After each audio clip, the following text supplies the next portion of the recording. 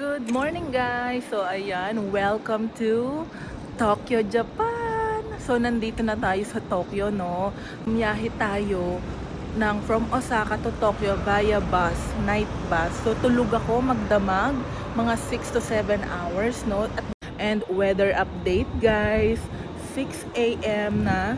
And as of March 31, ito ang weather. Ayan ang klima, oh, 'di ba, makulimlim. Pero ang hangin niya, malamig siya, parang mas malamig siya sa Osaka.